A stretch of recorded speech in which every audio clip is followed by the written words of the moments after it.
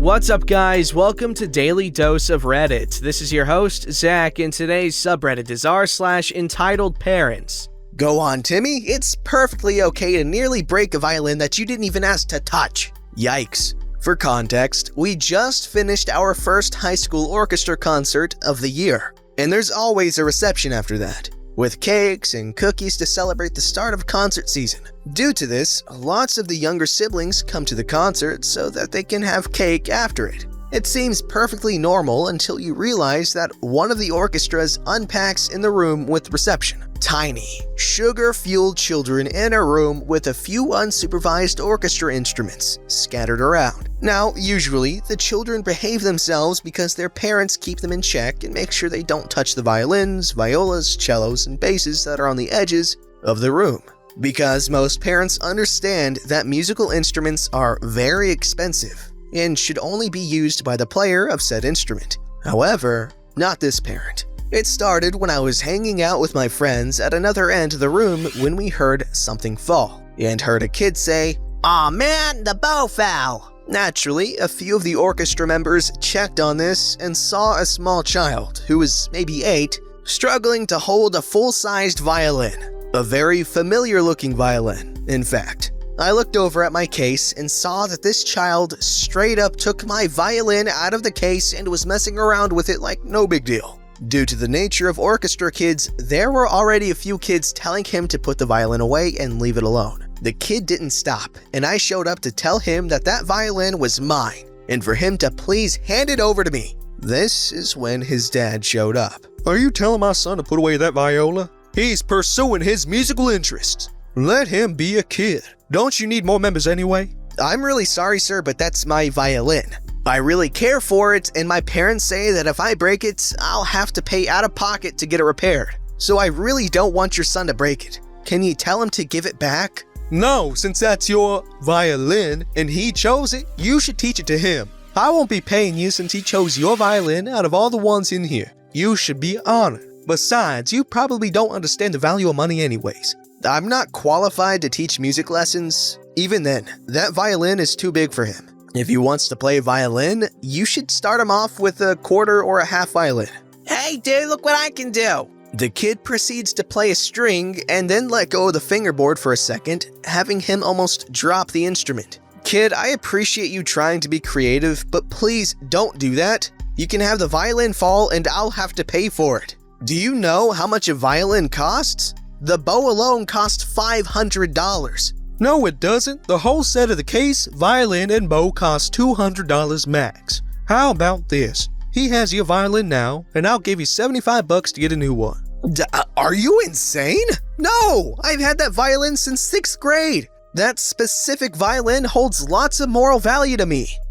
I'm sick of reasoning with you. I'm gonna take the violin now. "Okay, here's the violin." The kid holds out the violin with a suspicious grin on his face. I reached out my arm to take it back, and the kid just freaking drops it in front of my face. I grabbed it just before it fell to the ground. "Are you out of your mind? What gives you the right as a parent to allow your child to go around haphazardly handling fragile objects that you don't even own or know how to handle? What is wrong with you?" Let's just hope your crotch goblin didn't mess with the strings." I checked the strings, and sure enough, the kid had messed with a lot of the fine tuners. I tried to retune it, and the E string snaps. "Ha! Your poor violin broke. Now pay you $500 to get it fixed. Have fun! Bye!" And he starts to leave. Breaking a string is extremely different than dropping it and shattering the wood like your child was about to. So, "Okay, boomer," and he just left. No comments or anything. Luckily for me, apart from the E string snapping and the other strings being a bit out of tune, nothing bad happened. I actually am mildly hoping that the guy and his kid are there at the band concert on Sunday, because it would be absolutely hilarious to see a bunch of band kids chaotically attacking this guy for even touching their instruments rather than just trying to talk the kid out of it. Okay guys, first of all, this "okay boomer" meme is getting out of control. Y'all don't realize that any adult isn't just a boomer. No, boomers are like in their 50s to 70s, I'm pretty sure. For those who don't know, boomer comes from the term baby boomer, which is a term given to people who were born in the era after World War II when the soldiers came home and they just started making babies like crazy. So there was a baby boom. That's why they're called baby boomers. Anyways, they're a lot older than your standard parents. Your grandparents are more likely to be boomers than, your parents. Depending on your age, of course. Okay, anyways, $500 for the bow? Can someone explain the pricing to me, please?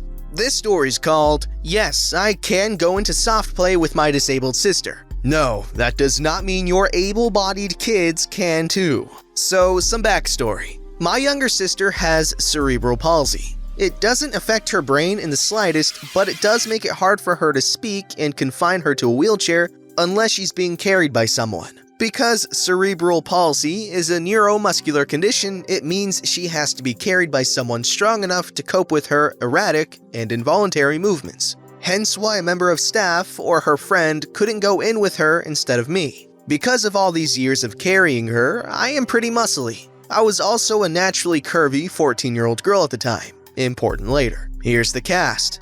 Entitled Parent? Entitled Kid 1? Entitled Kid 2? Joy? Amy? Grandparents? Server Lady? And me. So I believe this incident occurred about a year and a half ago when my sister was 9. We were at a local soft play center with my sister's BFF and my grandparents celebrating my sister's birthday. Like any 9-year-old, she was always so excited at the chance to play in the soft play. Even more so because they're not even vaguely accessible, and they refuse to make exceptions for me to go in too.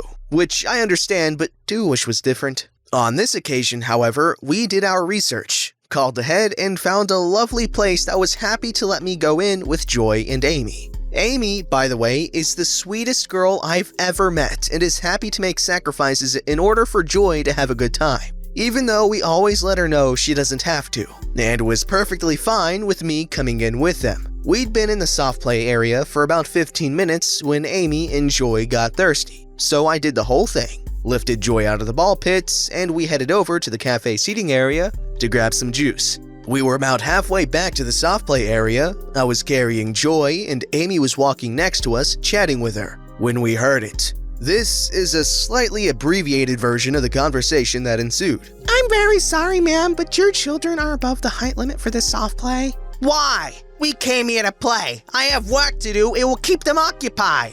I know, but they're a danger to the other children playing here, and our age limit is 10 years. Aha! Thing 2 is 10. Maybe so, but he still exceeds the height limit at this establishment. I'm sorry, but we're not going to let you in. Me and the kiddos were still headed towards the soft play when I feel a tap on my shoulder. By this point, the staff have changed over, and obviously the lady who let us in and knew the situation had forgotten to tell the people on the next shift about Joy. I'm sorry, but you're too tall to go in. I explained the situation and gestured to my visibly disabled sister. Okay, clearly my coworker forgot to mention that. No problem, have a nice day!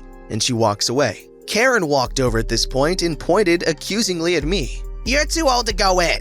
I know, but my sister here needs me to go in with her because she can't walk and the wheelchair won't fit. Ah, well, she shouldn't be here then. If she can't go around on her own, she shouldn't go in at all. Well, I guess we'll have to agree to disagree on that one. Thing 1 says to Joy, Intellectually disabled can't go in. Sorry. What did you just call her? Server lady rushes over frantically. Oh dear, is there a problem? This boy just called my sister an intellectually disabled. Well, he was very upset about being the exception to the rule. If this girl can go in, why can't he? Is his younger sibling physically disabled? No, he's fine though, and this girl is more likely to hurt the little kids than my boys. How so? Well, not to be rude, but look at her. Gestures to me up and down. Server lady looks unimpressed. I'm looking. Well, she's not exactly lightweight, is she? First off, she's not even fat. Second, your son called her sister an inexcusable name. Third, my daughter has cerebral palsy and it's purely physical. This girl understands everything you're saying about her and her sister. I do. Karen looks a little shocked at this. Look at the girl, she's drooling everywhere. You can't possibly think that's hygienic. It's no more unhygienic than letting a baby in. She looks to Joy. No offense meant. None taken. Whatever. I hope you know that this rule-bending establishment will not be getting any more of our custom. Karen turned tail and stalked out. We never saw her again, thank God. The server lady apologized and gave us all a free slush puppy, which made the girls extremely happy and my grandparents freak out. I'm happy to say that Joy and Amy had a wonderful rest of the day, and so did I. I wish I could say Karen was arrested or that it didn't hurt Joy's feelings at the time, but she wasn't and it did. Such is life. It didn't spoil the day though, and I hope her kid wakes up one day with cerebral palsy and finds out how it is to be intellectually disabled. The Redditor here, for making sure her sister is taken care of and taking care of her herself, I can guarantee, even though I don't have any personal experience with this, but having a handicapped sibling must be a lot of work. And those that do have handicapped siblings and take care of them as much as they can, you have my appreciation and their appreciation and everyone's appreciation. Let's appreciate them because it's a lot of work that they didn't necessarily ask for, but they're still doing it because it's, I guess it's the right thing to do. Let us know in the comments below if you have any handicapped family and how much it's affected your life. I'm interested in knowing. This story's called Guy Decides He Needs Handicap Parking Spot More Than My Mom. Catches Me on a Bad Day. Hey, what's going on, party people? Been a lurker for a while now and finally have enough karma to post. Little bit of backstory. A few years ago, in the middle of good old Canadian winter in January, my mom was heading to her car to go to work. No one knows what exactly happened, but she probably slipped on some ice. But she fell hard enough to slightly crack her skull and she bled pretty bad. My stepdad saw her outside and called an ambulance in time though. She had no memory for weeks on end and her body wasn't working right for a long while after. Fingers and toes going limp or numb or just not strong or working right.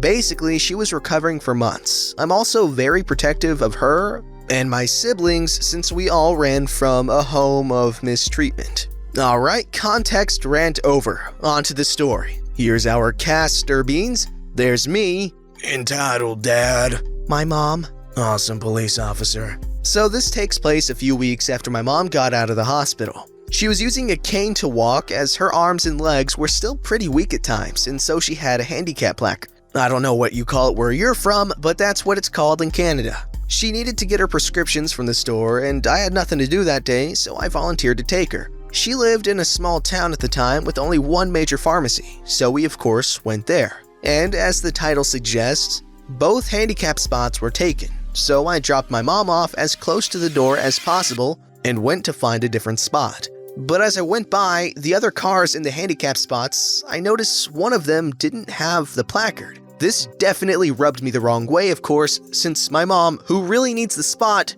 had to walk further. So I did something extremely petty. I decided to park directly behind that car and block them in and wait for them to come out, not really thinking of how it all looked. A little bit of extra context since I know we all enjoy that. I'm a huge metalhead, so I kinda dressed the part even in early spring. Black jeans, high-top shoes, five-finger death punch shirts, metal militia hats, spiked earrings, big red-black flannel jackets, and I have a bad case of resting bench face. So thinking back, it looked bad seeing your car blocked into its spot with your kids in the car. Continuing with the story, the guy comes out and sees me and immediately tears into me. This was a while ago, so the dialogue isn't 100% exact. What the hell do you think you're doing?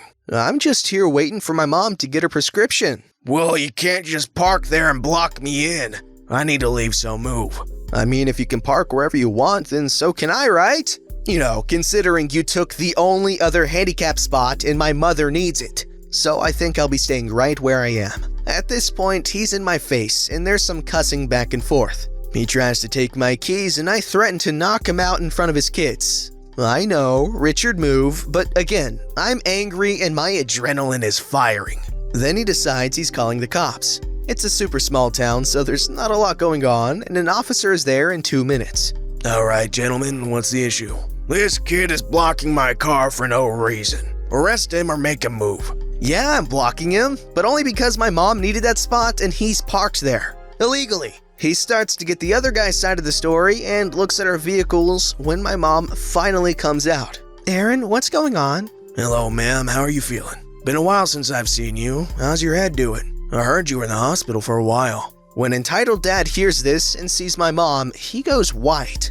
Turns out that was one of the officers that came and checked on things when my stepdad called for an ambulance. And he knew, without a doubt, she needed that spot. And of course, when she told him about the parking issue, I was told to move and given a warning. But I'm pretty sure he handed the other guy a ticket and gave him a serious talking to. Anyways, that's my first story for you guys. My mom's good now, nothing more than some pins and needles in her fingers and toes sometimes.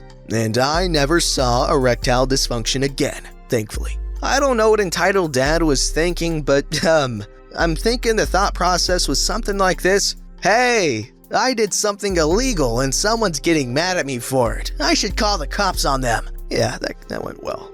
This story's called My Soon-to-Be Mother-in-Law is an Entitled Parent. Here's the cast. Entitled mother-in-law. Nick. Me, wedding planner. Yes, that's true. I don't know how an amazing guy has the most entitled mother ever. 4 years ago, I met Nick at a cafe. And 2 years later, we started dating. The year of dating, he proposed on Valentine's Day. Now his mother doesn't like me. Mostly because I'm not religious and I do my own thing. Even though Nick left religion before he met me, she blames me for bringing Lucifer into his life. We're having a gothic graveyard wedding on Halloween. Mostly our wedding of our dreams. We love Halloween and old graveyards. We asked, and as long as we don't disrespect graves or anything, we are allowed to have a wedding there. Wedding planner did an amazing job with everything, including finding a new reception venue when the other one canceled. Might be going to court for that one. We send out invites to everyone, including his mother. This is the text I got. Why aren't you getting married in a church? That's my dream for him. Because we're not religious and the graveyard wedding was his idea. So, I'm gonna look horrible because my son is marrying a demon girl. Entitled mother-in-law, I'm sorry that you feel that way. It's our day, so please, put differences aside for your son and come to the wedding. Everything went downhill. Wedding planner called me and asked if I can change my flowers to real ones and have my theme change. She literally got hold of wedding planner and told her that I wanted a traditional wedding now and find a church. Thankfully, I cleared up and made a password to make sure entitled mother-in-law can't do more damage. She told everyone that she's the groom's mother and that it's her day. Can you please stop ruining your son's wedding? We worked very hard to have this day. If you can't stop, you will not be invited. Nick is very stressed out because of you and it's not fair. It's my day, not his. You're a demon girl ruining his life. He shouldn't even ask you to marry him. I might make a part 2 to this. She's literally very entitled. Wow, that is one selfish mother and a wedding at a graveyard? I'm not judging, but that's interesting. Don't forget to like, subscribe, and hit that bell to never miss an episode.